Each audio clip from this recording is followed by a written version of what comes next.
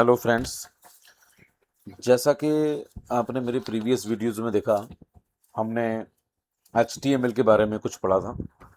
आज हम वहीं से आगे स्टार्ट करेंगे जो हमने पिछली बार पढ़ा था। जैसे हेडिंग्स हो गई थी हमारी, पैराग्राफ हो गया था, हाइपरलिंक हो गया था और इनपुट फील्ड हो गया था। ठीक है, अब इसको हम थोड़ा सा आगे बढ़ाते हैं। ठीक है, इस वीडियो के अंदर तो आज हम इसमें बात करेंगे HTML के जो टेक्स्ट फॉर्मेटिंग है उसके बारे में। ठीक है, तो HTML text formatting tags basically क्या होते हैं? Text formatting tags in HTML are used to change the appearance or meaning of text such as making it bold, italic, underline, highlighted। ठीक है, या इंसर्टेड टैग। तो ये मैं आपको एक बार अभी इसका प्रैक्टिकल करके दिखाऊंगा। ठीक है, तो जैसे अब हम चलते हैं अपने वेब पेज पे। जैसे ये अभी हमारा पेज था। ठीक है, तो अब हम चलते हैं ज़रा। अब देखो ये हमारा HTML का पेज आ गया। ठीक है, जो कि नोटपैड पे हम काम कर रहे हैं। अब सबसे पहले हम इसको करते हैं, जो फॉर्मेटिंग टैग है वो बेसिकली क्या होता है। जैसे हमने बोल्ड करना है तो हम इसको भी करेंगे। अगर मैं इसको देखो, मैं अभी खाली सेव करता हूँ, मैंने इसको क्लोज नहीं किया है। और अब हम इस पर रिजल्ट चेक करते हैं।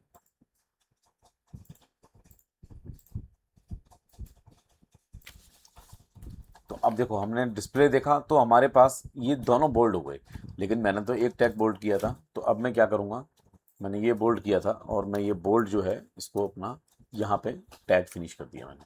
अब देखो, फाइल में जाकर सेव करते हैं, इस पर जाते हैं, ये देखो अब क्या हो गया। अब नीचे वाला जो हमारा टैब है वो बोल्ड नहीं है। ठीक है, अब इसी तरह से मैं H1 में दिखा देता हूँ बेसिकली ना आपको।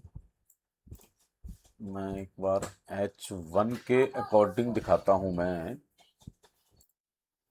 तो अब हम इसमें इस वाले टैग पे करते हैं, इस वाले टैग पे क्लियर हो जाएगा। तो अब मैं एक बार बोल्ड हमने चेक कर लिया।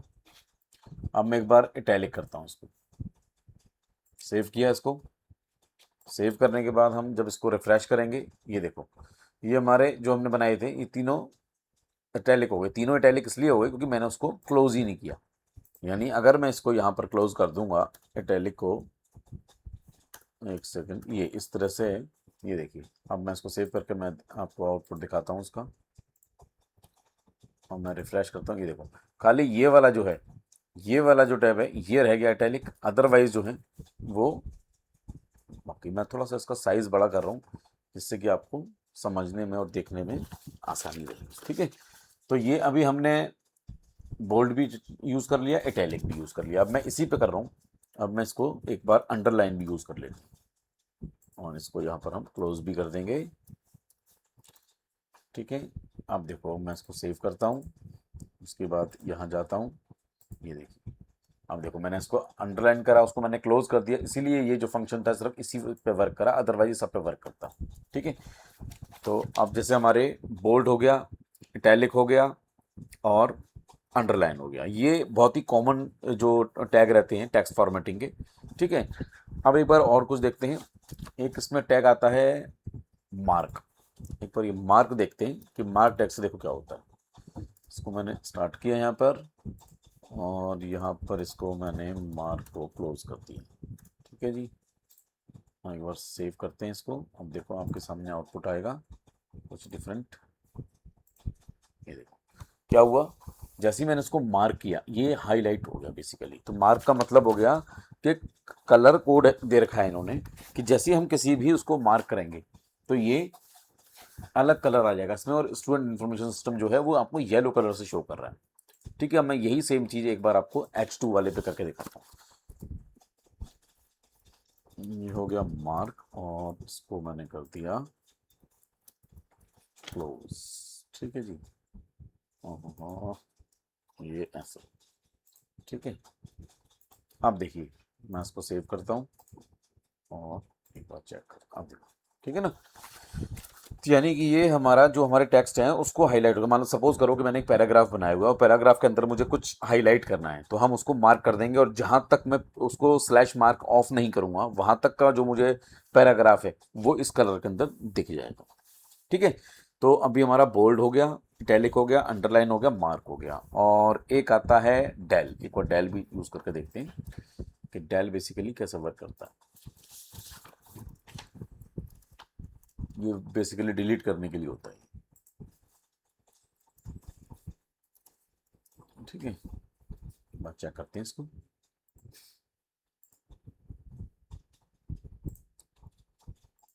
ये देखो वो लिखा हुआ है, लेकिन डेल का मतलब है उस पर एक लाइन आ गई, यानी कि ये हमने इसमें से डिलीट कर दिया। ठीक है, कई बार हमें जो डिलीटेड कंटेंट होता है या ऐसा कुछ होता है जो हमें अपनी वेब पेजेस पे, अपनी वेबसाइट पे दिखाना होता है कि हमने इसको क्रॉस कर दिया है, तो उस पर्पस के लिए ये जो डेल फंक्शन है ये यूज़ होता है। ठीक है, अच्छा, और उसके बाद आता है इंसर्ट फंक्शन। इंसर्ट तो नॉर्मली इंसर्ट करने के लिए ही होगा, फिर भी एक बार हम चेक कर लेते हैं। इंसर्ट फंक्शन, ठीक है, तो अब हम इसमें क्या करेंगे, मैं सोच रहा हूँ इसमें एक पैराग्राफ बना लूँ छोटा सा। तो मैं एक छोटा सा एक गूगल पे, ये तो हमारा चैनल आ गया, एक सेकंड, ये देखो मैं अब इस पे क्या कर रहा हूँ, मैं H2 में ले लेता हूँ, एक हम बना देते हैं पैराग्राफ, और सॉरी इसके इंटर में ही लेना पड़ेगा, यहाँ ले लेते हैं, बना देते हैं पैराग्राफ। और ये मैंने कुछ कॉपी किया था, ये मैं उसको पेस्ट कर दिया। ठीक है, हम एक बार देख लेते हैं हमारे पास क्या रिजल्ट आता है। ये ये देखिए ये हमारे पास आ गया, ये हमने कॉपी पेस्ट कर दिया था इसके ऊपर। अब हम एक बार इंसर्ट टैग लगा के देखते हैं इंसर्ट टैग हमारा क्या करता है।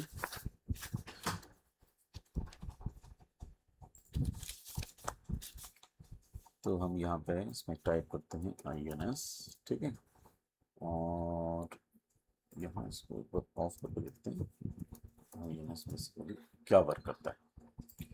तो ये हमने इसको कर दिया सेव। सेव करने के बाद अब हम इसको टेस्ट करेंगे एक बार। ये देखो जैसे ही मैंने लिखा INS, तो ये इसने क्या करा, INS के नीचे एक अंडरलाइन दिखा दिया इसने। ठीक है, तो INS का मतलब, इंसर्ट का मतलब ये होता है इंसर्टेड टेक्स्ट, मतलब कि अगर सपोज करो हमने कोई भी चीज़ हाईलाइट करनी है या उसको दिखाना है अलग से, तो हम इस तरह से दिखा सकते हैं। ठीक है, और एक इसके अंदर दो फंक्शन होते हैं जो टेक्स्ट फॉर्मेटिंग के आते हैं, वो थोड़ा सा टिपिकल रहते हैं, उनको लिखना आना चाहिए। ये दो फंक्शन है, एक है सब और एक है सप। सब का मतलब होता है सब स्क्रिप्ट टेक्स्ट। जैसे सपोज करिए कि आप केमिस्ट्री का कुछ अपनी वेबसाइट पे, अपने वेब पेजेस पे कुछ केमिस्ट्री से रिलेटेड कुछ लिख रहे हैं, तो वो जैसे H2O का फार्मूला आ गया या NaCl का फार्मूला आ गया या और बहुत सारे जो केमिस्ट्री के फार्मूलेज हैं, वो आप उस पर कैसे दिखाओगे। ठीक है, अब देखो मैं आपको नॉर्मली दिखाता हूँ कि अगर मैं नॉर्मली लिखता हूँ तो मुझे वो कैसे शो होगा। अब देखो जैसे मैंने सपोज करो सब वाला लिखना है इसके अंदर, ठीक है, तो मैं यहाँ पे गया और ये मैंने लिखा सब, और मैंने लिख दिया H2O, और मैंने यहाँ पे सब क्लोज कर दिया। अब देखो अब यहाँ पे क्या आएगा, जो कि मुझे लगता है गलत ही आंसर आएगा। ये देखो यहाँ पे H2O आ गया। अब H2O इस तरह से तो हम लिखेंगे नहीं, हमें तो H2O उसी तरह से लिखना है जैसे केमिस्ट्री में लिखा होता है। ठीक है, अब देखो जैसे फॉर्मूला केमिस्ट्री में लिखा होता है। अब देखो अब कैसे करेंगे हम इसको, ये सब तो मैंने कर दिया। अब मैं यहाँ पे करूँगा H, वो कैपिटल तो मैंने अब करा है, मतलब कैपिटल और स्मॉल से कोई फर्क नहीं पड़ता। ठीक है, ये H आ गया। अब उसके बाद फिर मैंने इसको यहाँ पे लिखा, ठीक है जी,